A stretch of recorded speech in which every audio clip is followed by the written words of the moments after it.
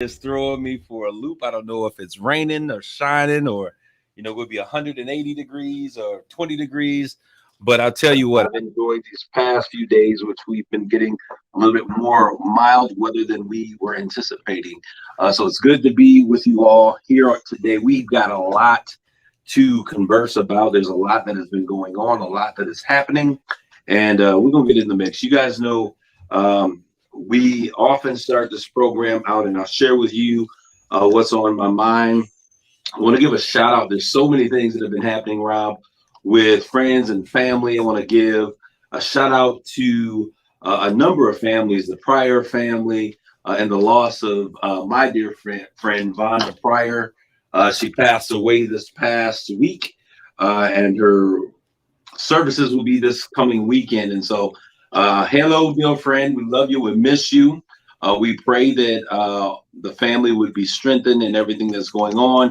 And then also the Dent family, another friend of the family, Jackie Dent, passed away. There's so many things that have happened since we have last been together. But I just want to give a shout out to those families, and we're praying for your strength and your dexterity as you begin to move forward and just continue to pick up the pieces and those semblances of what life is. So thank you for all that you guys are and your families are and everything that you mean to the communities. All right, so we're going to get into the crux of things. I want to talk about I want to say, first of all, Rob, and you'll be happy to know this, I am officially out of Facebook jail as of this past Saturday. Those of you who have been listening, you'll know that I have been put on lockdown. I could not do any live recordings.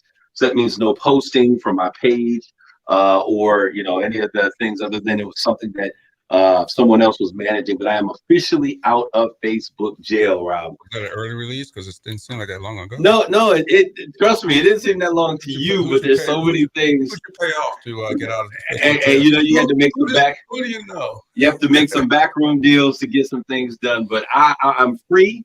And like I told you, they need to get ready because the conversation becomes more intense as we move forward. I told them I'll be quiet, but when I'm free, I'll be talking again. So we are now free. And as a matter of fact, this is a shout out to my guys over at the Big Book. Shortly after they put me in Facebook jail and I was not allowed to go live, they then they had a whistleblower, Rob, that came forth, and that whistleblower said that Facebook knows what they're doing in terms of inciting violence and all of the craziness that's going on, but they capitalize on it, because it's controversy sells. And so now they are finding themselves having to testify in front of Congress, and that same whistleblower will be brought in for this January 6th commission on the insurrection as we begin to get to the details.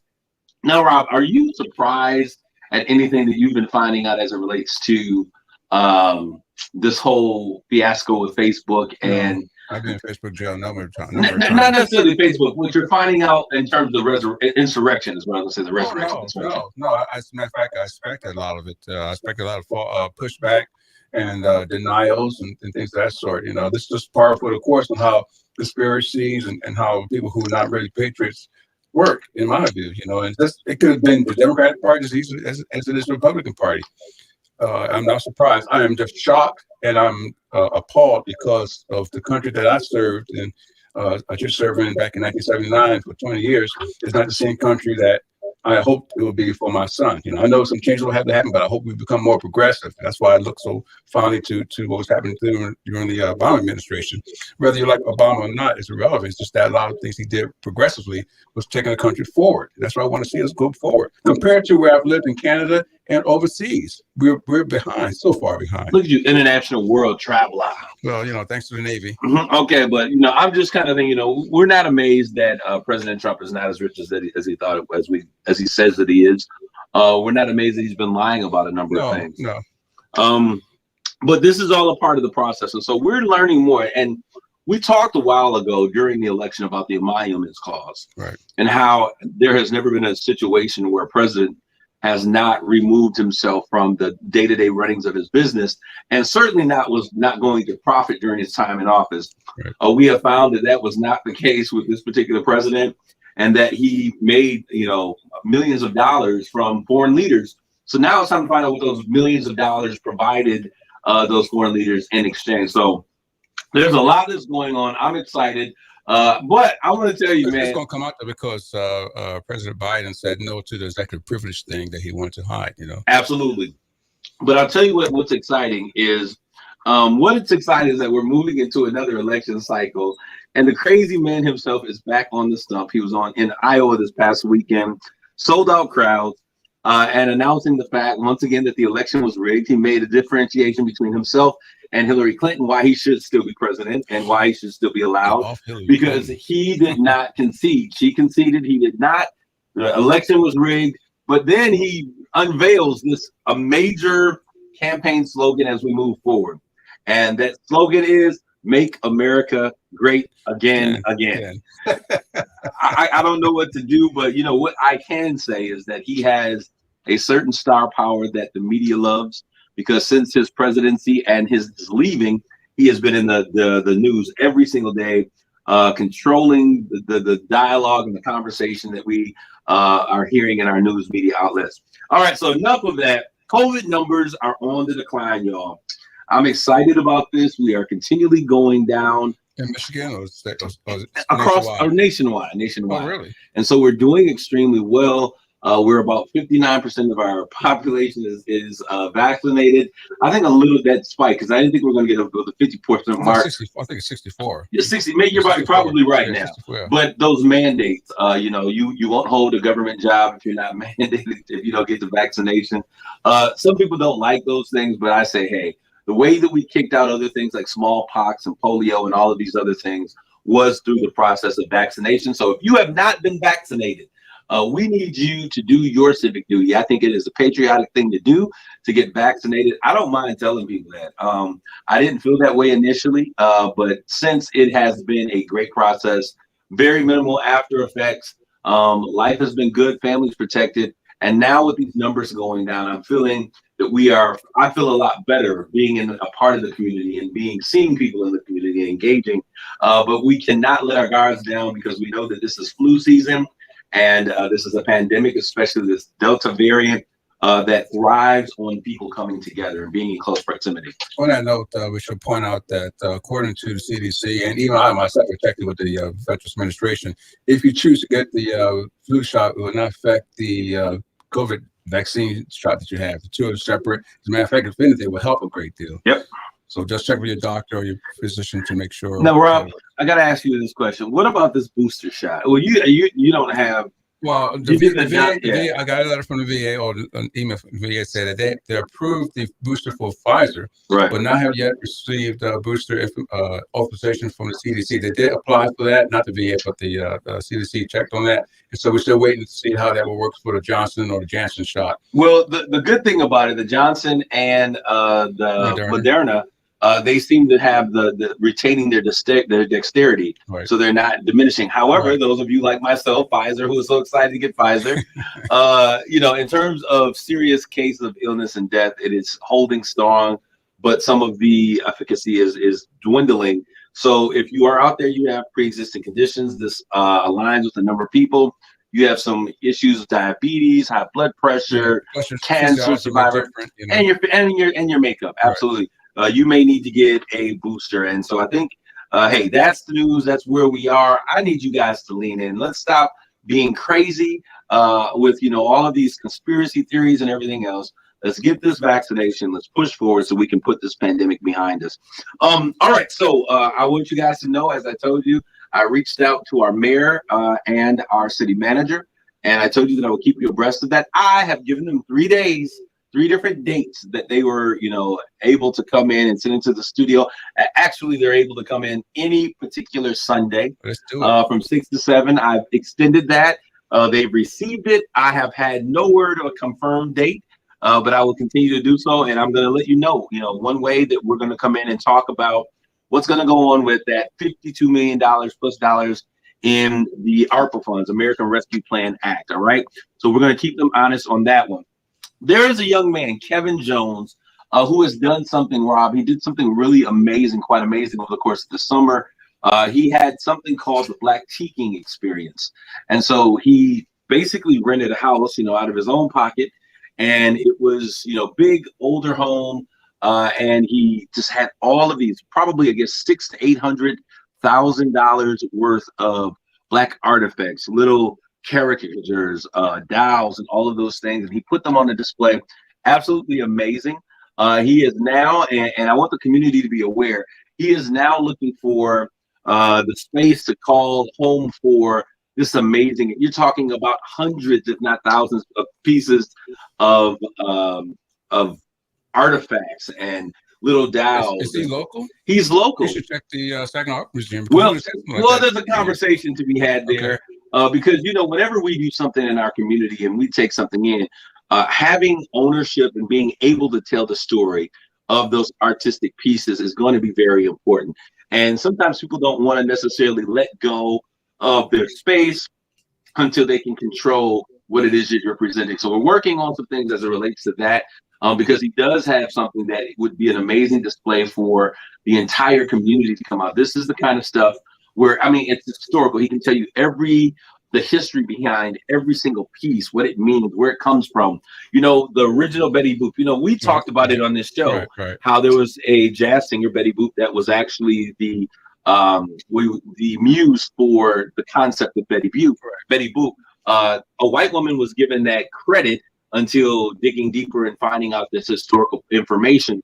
But he has one of the original figurines of this, and he's able to tell you the story of what this was, where he got it, and all of the history that's attached to it. So I'm thinking the Saginaw Museum and the Castle Museum, because those areas there are known, at least from my experience of living here in Saginaw, show things like that. Maybe. No, absolutely. I think for a temporary exhibit, but I think they need a home, because what we've been talking about, and this is conversation that's been on social media, is really creating a space. And this is something, when you go to big cities, they have cultural centers. They have, African American cultural centers, African cultural centers.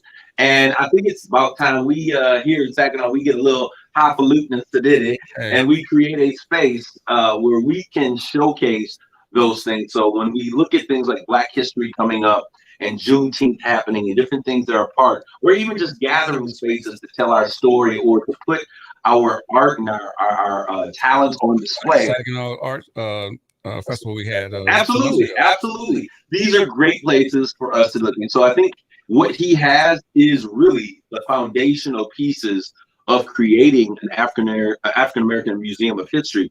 And so his name is Kevin Jones. Check him out on Facebook. He put some of those things up. These things are getting ready to be packed up and put away in storage. It is a shame that this information is going to be packed up in storage.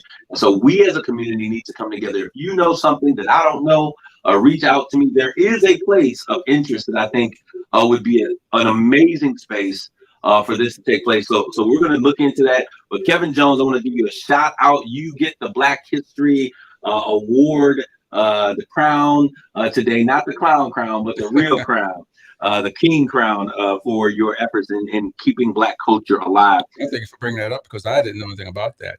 Many people did not. And so when I found out, I was like, this is absolutely amazing. So I'm in the hunt. And if you're out there and you're part of the community and you say, hey, this is an amazing space, ideally, for those of you who are listening, and I don't, this was not my intention, but I think that this is something, as you can tell, Rob, it has sparked my interest because it is what we talk about. Right. These are intricate and very important pieces of the village that are heirlooms that we need to keep in our community. Right. Because I could literally see schools bringing their entire populations in a space where we could learn about the rich history that is attached to these images. When you talk about having individuals in blackface and being able to see jockeys that were on the front, all of this tells a story of who we are as a people and where we have come. And so it's important for us to share that as monuments or memorials in the ears of our young people, so that we don't lose our history. All right, so we're going to continue forward. We're going to make that happen. We're going to continue forward in La Palma, the volcano in the Canary Islands. Rob, I watched that thing, I think probably for hours on one of the science channels. There were lava bursts that were coming out really the size of buildings that they're shooting and it's spewing. Now it is both beautiful and horrific at the same time. Because when this lava hits the water, there will be a series of very toxic fumes and gases that will be released that are going to be detrimental to the atmosphere. But this is nature at its finest. This is what happens. This is how we get those islands that we think are so beautiful. On Canary Islands, when you look, I've been there. I was there shortly after high school, and they have black sandy beaches, and it's absolutely gorgeous. So they have white houses in the sides of mountains, which are black sandy beaches, and it was just a beautiful spectacle. But this is nature at its finest, and it's amazing to see it at its in its all of its glory. But hey, you know, this is what happens when we inhabit places that we are not supposed to be. You know, we have to deal with these things. Mission in the City, Rob. I am so geeked about this. I know that I think Joyce. Hey, Joyce, how you doing? Hope you're listening on your way home. Shout out. I was listening to you on the radio on my way in. But you and Mr. Martin, I believe he was in the studio with her on today. Right. And I know that he's been involved. He and Karen Lawrence Webster. I know that doctors Tom and Brenda, excuse me, Coughlin, and that was not on cue, but Brenda Coughlin. It just happened that way. They were here and they were talking about, hey, that's real life.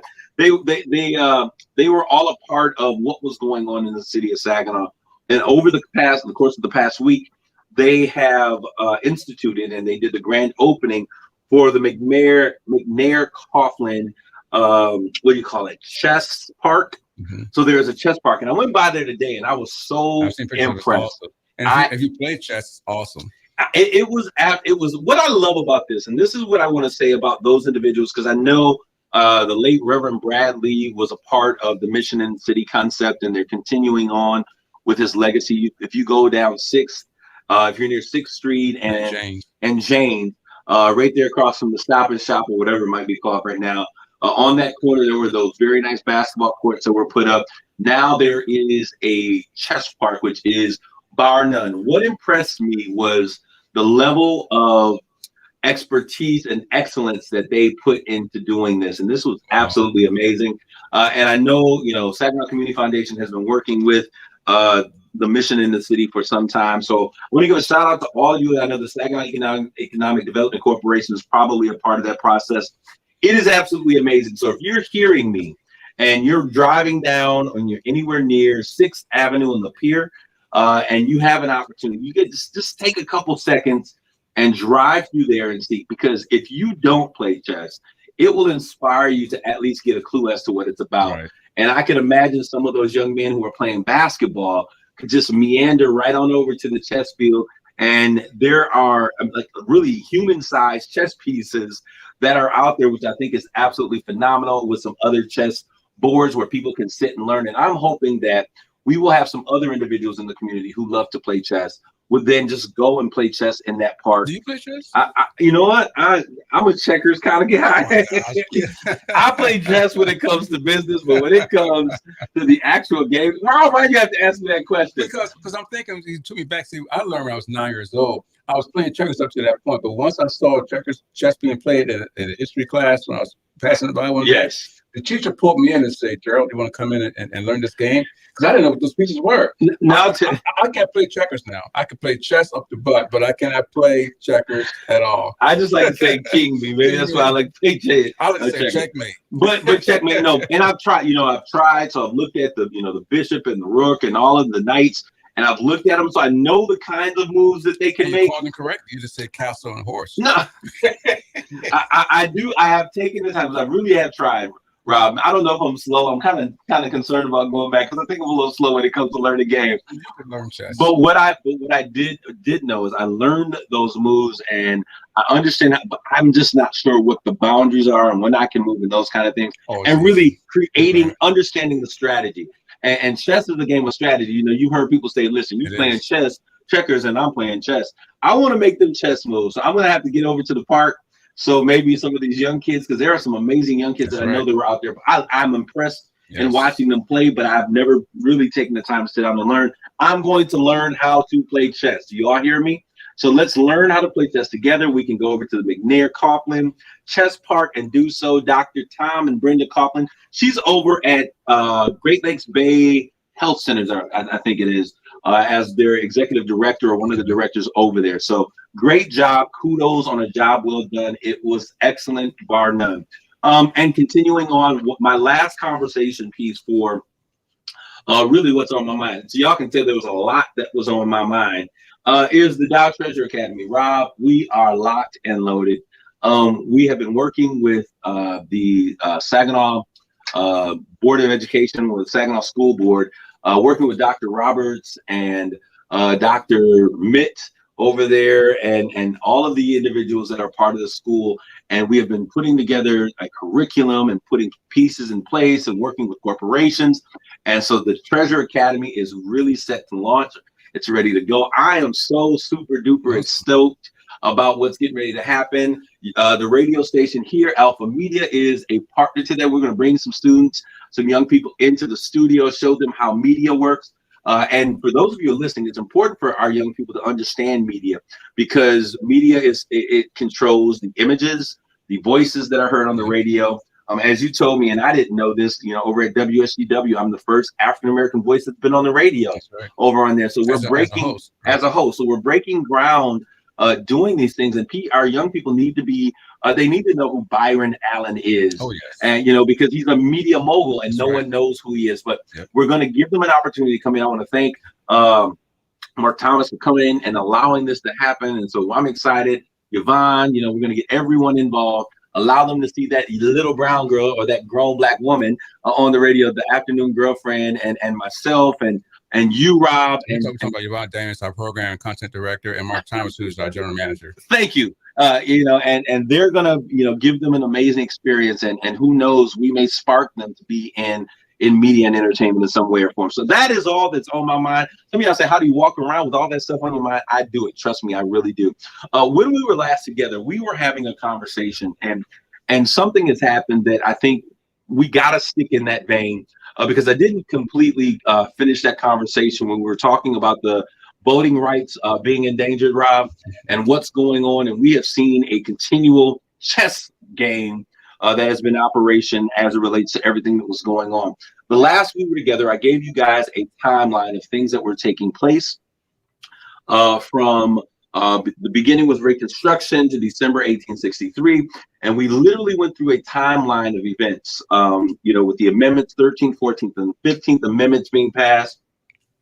And we were having this conversation about why it is important for our voting rights. We're going to take a quick break, and when we come back, we're going to jump back in that conversation, because something is happening here in Michigan that impacts your voting rights. We want to know what's going on. Stay tuned.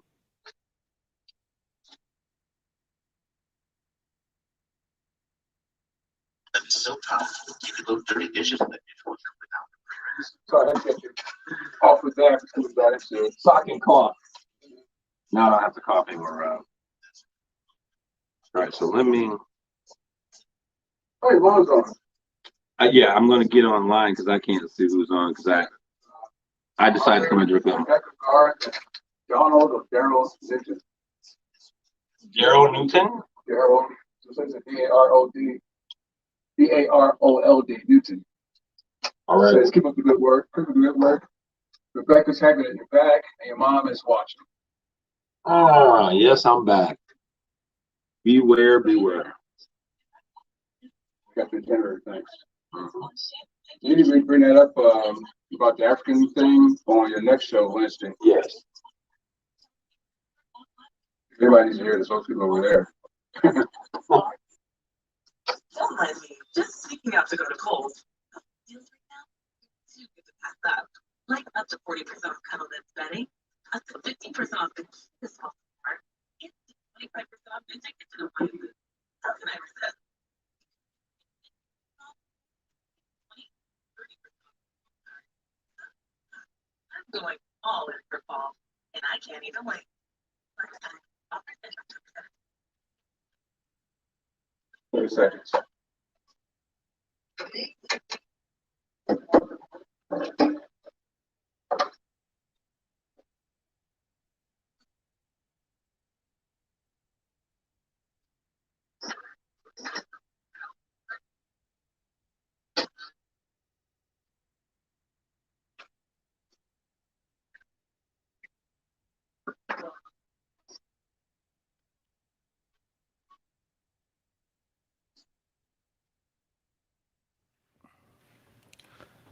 What's going on, everybody that's listening to me in the Saginaw Bay area, the Michigan Bay region? We're so excited that you have tuned in to another prolific conversation that we're going to have. We call it Straight Talk.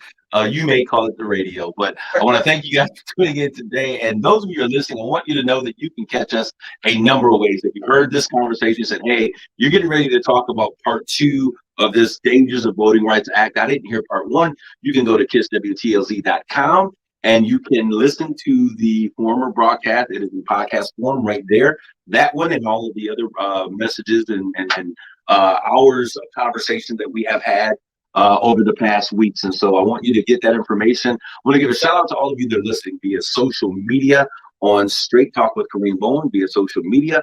I want you guys to go to my YouTube channel because we're getting ready to move to YouTube. And that is Kareem Bowen I Grow Daily. And you can go right here to Kiss 107.1 WTLZ on Facebook Live and hear these conversations. We are going to get into Village. It's time for us to kind of come together. You know, we were talking about what do we do after a pandemic. One thing that we don't allow is that the leverage that we gained during the pandemic and in the midst of the fight to be lost. And I tell you that we stand to have that very thing happen with us. And I want to make sure that that does not happen. That's why I want to make sure that we keep you informed. Straight Talk is about giving it to you straight, no filter, no chasers, getting to the heart of the matter. All right. So as we listen to our conversation on today and we get involved with what it is that we're talking about, on last week, we ended our conversation talking about what took place. We talked about Bloody Sunday, and we know the late civil rights activist, John, come on now, John, help me, Lewis.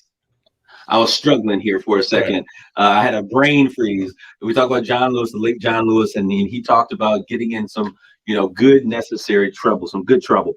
We ended with talking about Johnson signing the Voting Rights Act into law, and he enshrined the 14th and the 15th Amendment. This was a watershed piece of federal legislation that prohibiting racial discrimination in voting, basically at the polls.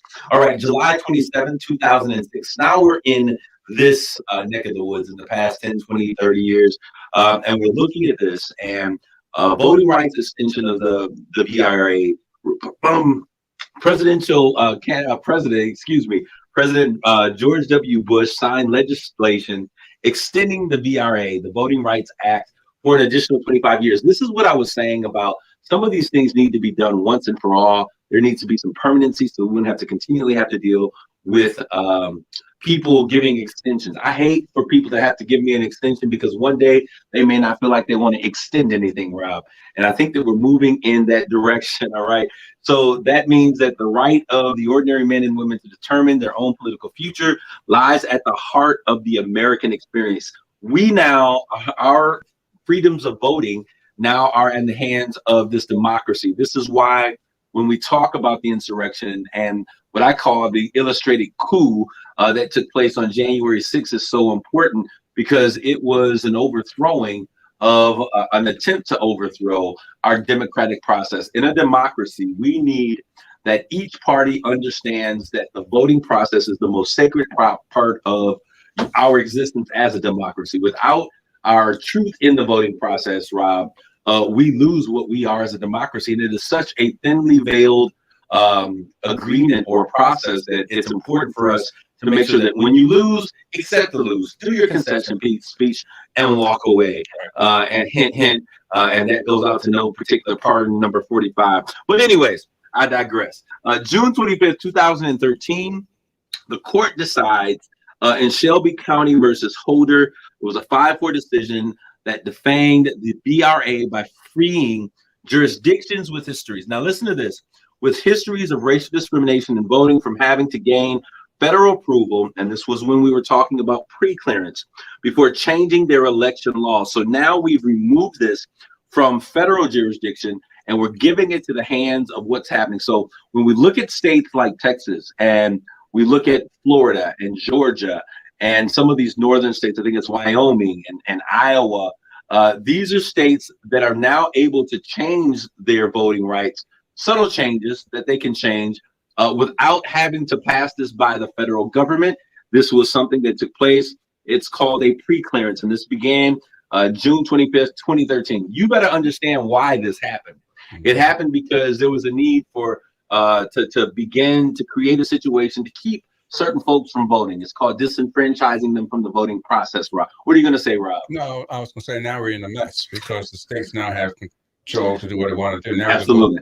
reverse this whole thing again. Absolutely. So now, December 2019, December 6th, Pearl Harbor is what? December 7th? Rob, you're a vet.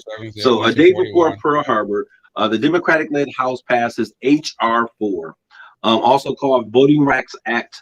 H.R. 4 would revise parts of the Voting Rights Act that were gutted as a result of that 2013 Shelby County decision. H.R. 4 wasn't brought up for a vote in the Senate, which at the time was controlled by the Republicans. Your good old man, Mitch McConnell, was in control. We cannot get away from him. He is like that nagging pain in the back of your throat that you can't get to, or that headache that you can't scratch, you can't touch. Once again, and so it never came up for a vote when it had been introduced to Congress. November, and I'm getting through these because there is a conversation at the end that is directly in line with Michigan. This is not around the world. It's not across the country. It's right in our backyard. That's taking place November 7th, 2020. Democratic candidate Joe Biden wins the presidential election. Immediately after, not long after that, Biden's projected win, Republican Donald Trump and his allies began pushing baseless claims of mass voter fraud. This is why this is so important, including cities like Atlanta, Detroit, Milwaukee, Philadelphia, Pittsburgh, cities that are majority Black or have sufficient or significant Black populations in them. And the explicit message was that certain votes shouldn't count. That's what the story was. We saw Stacey Abrams do an amazing job in Georgia, coalescing the community, the village, getting us together, bringing us and making us a part of this process, finding out what were the legalities for people to vote. If you've been in prison, do you have the right to vote or not? All of those things that often come up. She laid it out very plain and clear. She got over 1 million people registered to vote that should have been a part of the voting population that felt disenfranchised or apathetic toward the whole process. Right, we talked about it. She got them involved, and her efforts turned Georgia for the first time from red to blue. And so this was problematic because we saw those types of things taking place across the world because we have decided that we were going to exercise our power to vote. We couldn't take another 4 years, no 4 more years. We saw in Texas a close margin where Democrats have never been that close in the state of Texas in terms of winning a presidential election. So go ahead, Rob. But we can't ignore the fact that 2020 was unique because of the George Floyd. Absolutely. When the attention got to being more of Black people being shot, Breonna Taylor, who is still on my mind, Georgia, still needs justice. Say her name. All that was going on, I think a lot of that helped.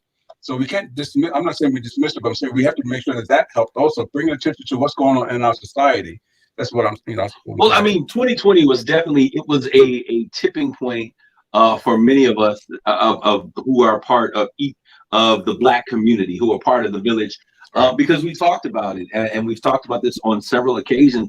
We were dealing with a number of crises. We talked about COVID. There was a healthcare crisis. There was a financial crisis. It was a perfect storm. It was a perfect storm. And so I think the George Floyd moment, when all of America was captivated, the only reason it became the moment that it was, and there are just certain moments in time that you can't plan for. It was because we were in the crux of several crises happening all at the same time. People were not moving and they were not working. They couldn't turn the TV. But this took center stage because we were locked at home and we were a captive audience. So it backs up what you said earlier about the power of media. Absolutely. Because had we not, the media we have today with radio, TV, the internet, if this whole thing had happened years ago, we'd be a completely different country. You wouldn't have seen it on TV. No. It's just like all of the things that happen at white universities that never get publicized, but we see universities like Howard and Spelman, they're broadcast across because it's the control of the media. And so anyways, we see all these things happening. George, we saw Raphael Warnock now and John Ossoff, both Democrats, were declared winners in Georgia's January 5th runoff elections. There were so many things that were happening, and off of the back of this social cry for social justice and social reform, we as a community, strictly, we were tired, sick and tired of being sick and tired. We had had enough, and we took that energy to the polls. Now, this is why it's important for us to continue this conversation, because that energy that we had, sure, we got a changing of the national politics, if you would, the top seat in the nation. We changed it. Now there's a new president. The Democrats, or whoever you believe, whatever. There were a number of progressives that said, "Hey, we need swift and meaningful change." A number of progressives that were put into Congress, really sufficiently in such a way that they are saying, "Listen, if we don't see big change happen, we're not voting for any of your agendas." And we have never seen this before in our nation, where a fraction of, it's almost like another party, but a fraction of the Democratic Party, the progressive, have had such power to be able to make those types of mandates. So we need sweeping change. We've seen what is taking place. We need broadband in the hood. We need health care. We need to shore up Obamacare. We want to bring that legacy moment back and give health care to those millions of individuals. I think 12 million additional people that will be fully covered in the things that they're trying to do. We need some mandates to make sure that we got jobs and roll-ups and all of those things. But we also need to make sure that there is a social package that's attached that addresses the issues of systemic racism. We see the issue of critical race theory coming up, Rob. And here in Michigan, they're trying to vote even to make sure that our teachers can't teach that to our students. For those of you who are out there, Rob, why don't you give them a real quick shot about what critical race theory is? Because it's a whole conversation and a show in itself, and we'll have to do that. Critical race theory is basically teaching the history of the way white treated minorities, particularly Black people, in the last 400+ years, and talks about the degradation of how prejudice, racial discrimination come around, the treatment of Black people, all the way up to now the present. The whole reason for the civil rights movement was because of what's happening there. So we want to teach that, and if you're not taught that, you go and believe in whatever the history books tell you that's been quote unquote whitewashed. When our kids hear that there is a tremendous difference, a world of difference when we talk about the wealth gap between Black families and white families, we want to give them a historical perspective as to why these things existed. But this is what we're doing. So when we look at these things, we need to have them explained. When we look at ghettos and we look at, as they call it, quote unquote, ghettos in the hood and different things, there is an explanation as to why things have entered into the state that they are, and our communities look the way they are. Our communities are depleted. We want to talk about the issues of Tulsa, the Tulsa massacre. We want to talk what happened during the Harlem Renaissance and really give a full spectrum as to why these things existed and why people of color have been treated the way they have over time. And it all is based down to the difference of the color of our skin. All right, so January 6th, we saw these things happening. January 6th happens, and this is why it's so important for us to lean in terms of what's going on, because the moment we as a people, we flipped the presidential election. We took over both the House and the Senate by a slim majority. One was the vice president casting the final, vote to make the decision. Breaks the tie. She breaks the tie, absolutely. So we did this. We as a community, we as Black people, we have always been influential in the sway of what happens in the country, but we really showed how we were able to make a difference because, Sleepy Joe, as they called him, was on his way down and out. He was sinking like a torpedo. But down there with our statesman, Mr. Clyburn, he came in and they resurrected, and it was Black men and Black women who made the deciding factor on who was going to be in those key positions to make a change in our nation. So because of that, because you and I and other brown folks across the nation, Black and brown folks across the nation exercise their vote, we see a denial of the results of that election. Why? Because you said that you were tired of more of the same. You were tired of seeing people who were going to be divisive and treat us as if we didn't matter. For you to say to use for our top athletes, get their A's off the field and they ought to be fired in reference to Colin Kaepernick, and his kneeling for the anthem. And who didn't appreciate or understand our culture. Someone who would throw a campaign rally during the celebration or the remembrance of what took place in Black Wall Street in Tulsa, which I still believe is where Herman Cain, one of his staunchest African-American supporters, caught COVID and eventually died. No mention of him ever since then, because we are expendable. So, expendable, excuse me. So as we look at this, this is why this is so important for us to vote. So January 6th was all about changing the dynamics, taking away the power of your vote, creating an alternate narrative in terms of whose votes matter and whose votes don't. It was about throwing out millions of votes of folks who were in communities of color, and making sure that their voices were not heard. And when that did not happen, what they could not do legally through the ballot box, they said, then we will do so by force, which is one of the reasons why when we look at places like Gander Mountain and Walmart had to stop selling guns because things had become so divisive during this pandemic that, it wasn't us in there. Now, we got smart because I would see some of my brothers making sure that they were exercising their Second Amendment so that they could protect their home. We were really unsure in terms of what was going to take place because the climate and the temperature of the conversation had gotten beyond anything that we had ever seen before, Rob. So much that they went in, kicked in. This was not a stroll in the park as we're now trying to rewrite history. This was an attempt at a hostile takeover. With nooses included. We understand as a community what nooses mean. Looking for the vice president to kill him and the Speaker of the House to kill her and to shoot her brains out. We have to remember these things because all of these things took place, these vehement, hateful, demeaning things to our nation's most sacred place, our capital. This is the people's house. Seat of government. All of these things took place because you exercised your power to vote. Now, as we continue, we can just continue down that pathway. March 5th, 25th of 2021. That's this year. Georgia Governor Brian Kemp, a Republican, signs an anti-voting rights bill into law. You cannot make this stuff up. This is the real deal. SB 202 imposes new voter identification requirements for voter absentee ballots, allows state officials to take over local election boards.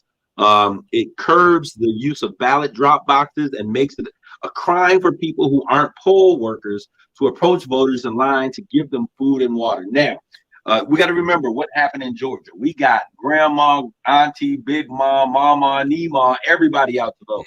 And in doing so, there were a number of things that they did to accommodate. So they made sure that you didn't leave line because you got hungry. Because in our community, we have medications that we have to take.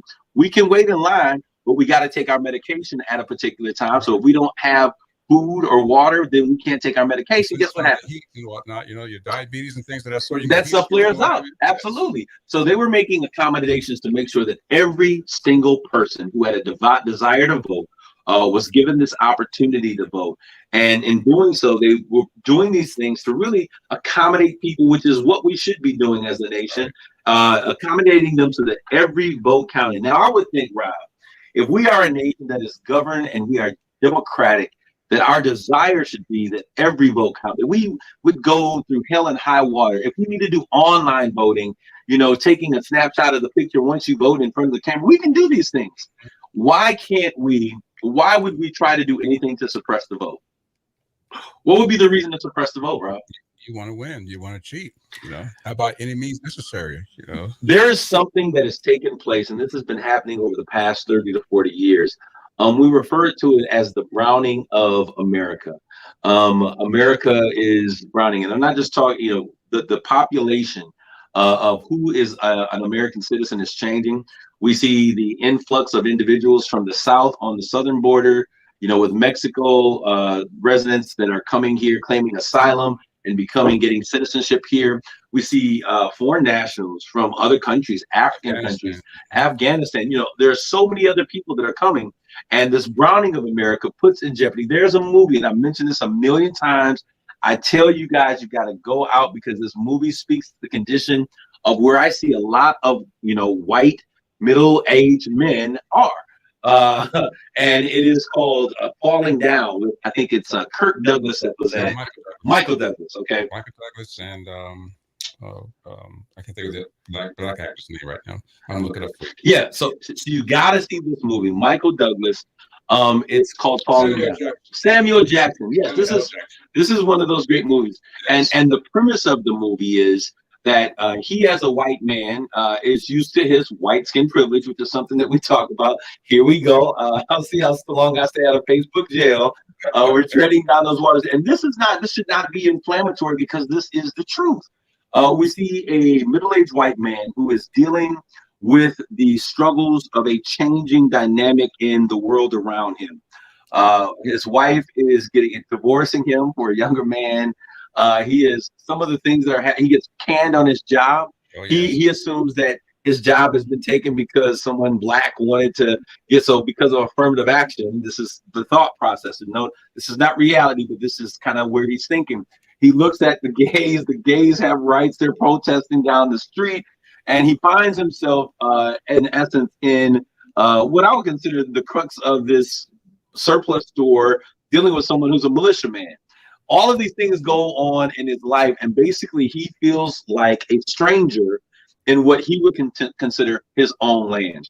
And the entire movie plays out. Is an amazing movie, Falling Down. What's his name again? Michael Douglas. And Samuel L. Jackson. All right. So go back, and that's right, the dad is Kirk. So go back and watch this movie, because this movie will give you an eye window. And I think it's a prolific view into where many white Americans feel that they are. The nation's fabric is changing. It's becoming browner and browner. We are seeing, and also one of the things that was they divided the races for so long, where blacks and whites could not date. And now it seems like every time you turn on the TV, there is a blended family on TV. I'm not talking about blended, married, blended, but racially blended. There's a black man and a white woman, or vice versa. That we now, and these are becoming societal norms. So America is becoming more and more brown, and because of this, the way that they are voting is beginning to skew. So we see these things taking place. That's what Georgia Governor Brian Kemp was doing. It's called "Let's kick out as many votes as we possibly can." We heard number 45, our former president, say, "Hey, can't we get rid of about 1,300 of those votes down there, or fine 1,300. It doesn't matter which ones, because if they can disenfranchise us from the voting process, then we will lose our power of the vote." So May 6, 2021, Florida, and like I said, hey, if it happened in Georgia, here comes Florida. Florida Republican Governor Ron DeSantis also signs a restrictive voting bill. He does the same thing. We see that go from Florida. Then we saw Texas. Then we saw Wyoming. And there was just a litany, Missouri, and a litany of states that are typically leaning red are trying to ensure that they do not lose any of their voting prowess or their supremacy in those areas. And also, how can we take from these major metropolises votes that don't count? And so those of you who have records, beware, they're going to try to reinstate something. That if you have a felony or you've been incarcerated, they're going to try to strip people of these votes. And so we've got to be aware. Now, if you are here in the state of Michigan and you're listening to this, and I know that we have people that listen to us all over the country and in other countries as well, I need you to lean in for what I'm getting ready to share with you, because this is directly impactful to you as a Michigander. The Michigan GOP initiative to restrict voting access gets approval to gather signatures. And then this was September 27th of 2021. This is still in operation. The controversial Republican Black petition drive to restrict voting access in Michigan gained approval on this past Monday. It was the 27th of September, clearing the way for advocates to begin collecting signatures. The Michigan Board of State Canvassers approved the Secure Michigan Vote petition with a 3-0 vote. See, our state legislation is Republican backed. It is red as red can be. We have a governor who is a Democrat, but our houses and Senate, our Congress is led by the Republicans. So they have really the ability to do the things that they want to do. This is why those local elections are so important, because we send those people down to Lansing. And if we don't put the right people in, then you can have a Republican or Democratic governor, But if they don't have the support of Congress so that they can make change happen, we saw that during the pandemic, she was doing things trying to protect those communities, protect us as residents, not communities of color, but it really did impact us by, allowing people to stay home, allowing, for first line offenders to get additional funding, all of these different things, putting up barriers and mask mandates and all of those things. And we saw that what happened when they cannot do it by the legitimacy of their vote, they will do so by force. This is not something that is foreign. You can ask Emmett Till that very question, because he lies in the grave, because what they could not do by election or by legal means, they will do so by force. And I'm not talking about every white person. So please, if you hear me, I'm not preaching hate. I am preaching truth. This is endemic of what has happened in our nation, and it's continually happening. So we see this 3-0 vote take place. Canvasser Julie Matza, a Democrat, was absent from the meeting. The petition is intended to enable Republican state lawmakers to circumvent a veto from Governor Gretchen Whitmer. A peculiarity in Michigan's constitution allows the legislature to bypass the governor and approve a law if more than 340,000 voters, or at least 8% of the total number of votes cast in the last gubernatorial election, sign a petition to create a ballot initiative. This is absolutely ridiculous. What this does, it undermines the power and the philosophy and the thought process of the people. When the government's responsibility is to ensure that what the people think and how they feel and that their agenda is being put into place, this new system, this new 3-0 vote-led petition that is getting ready to be signed, and I'm pretty sure, Rob, that they will gain more than 340,000 votes to try to put this up for a vote. And what it does is it undermines the governor. So if the governor vetoes something, or they don't want the governor to have the power of a veto, they will get the state legislature to vote on it, which they have the votes right now. They'll pass it, and the governor will be absolutely, her hands will be tied. She will have absolutely no power to do what this rogue Congress will be able to put in action. Now, this is the thing that we've got to understand. Your vote, your word, your community leaders, your community organizers need to stay in place, get in place. We can effectively stop this from happening. On the next poll, how do you do that? Because during this next election, you'll use the power of your vote. 2022 is a midterm election.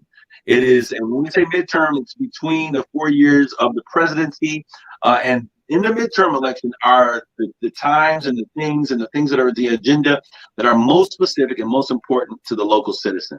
These are the things that impact you the most. What are you going to say, Rob? I can only hold a job for 2 years. And those 2 years can go by very fast, which is why the guy in Georgia, I think it is, Reverend Warnock. Yes. Desperately trying to hold on to his seat.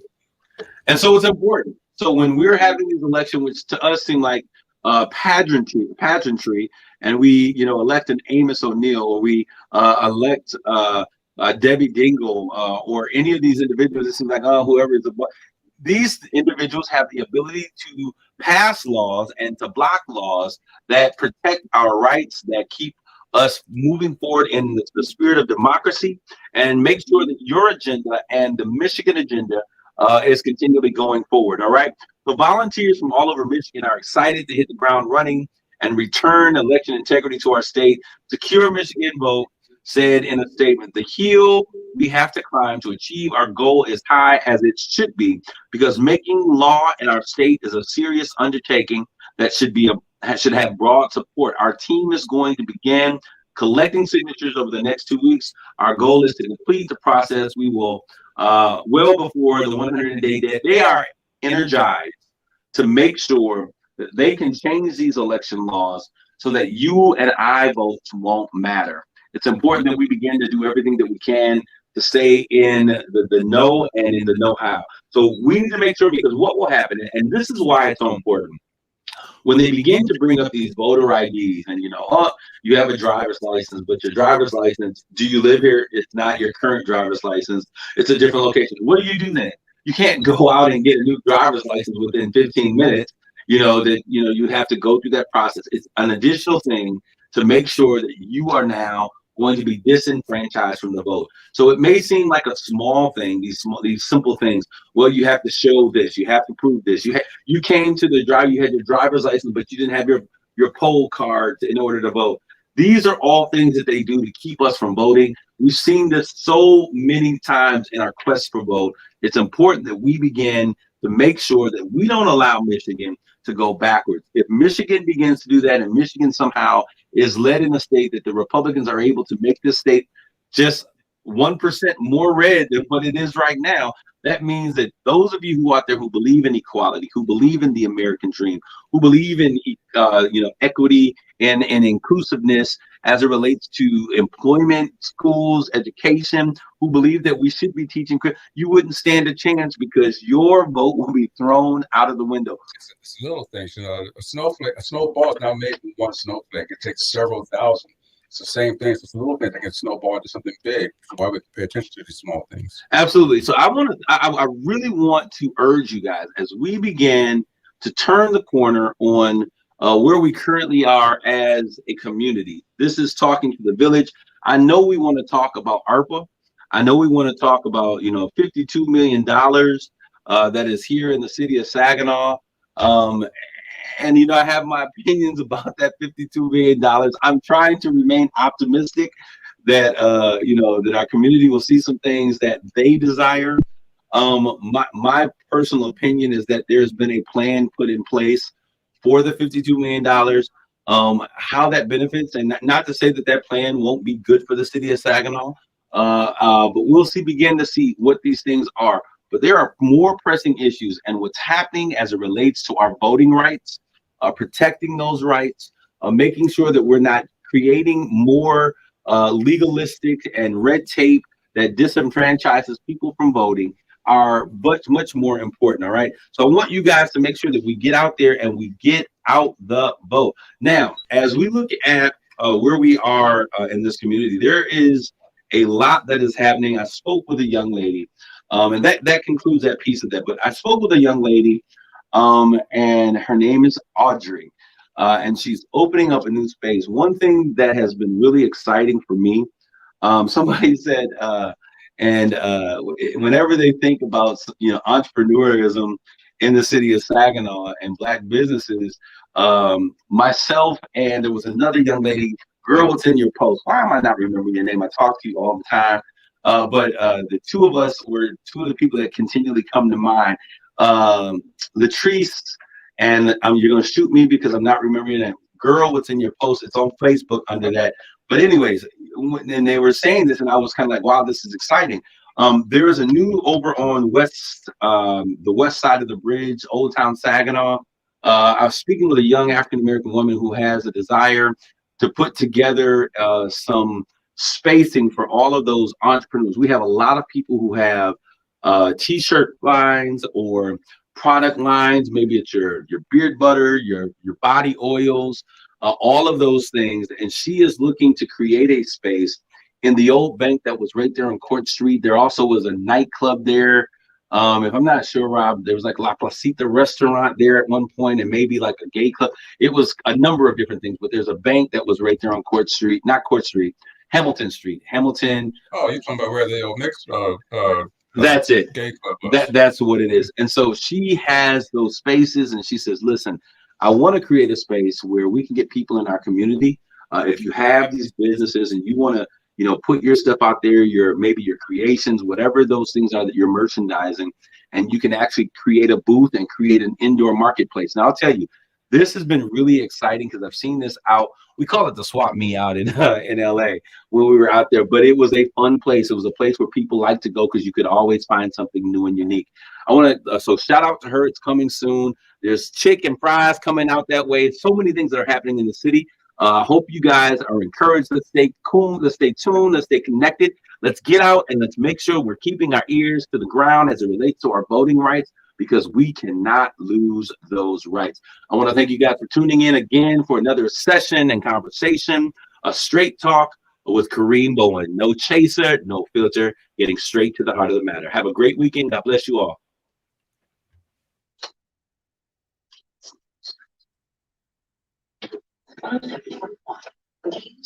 Stop.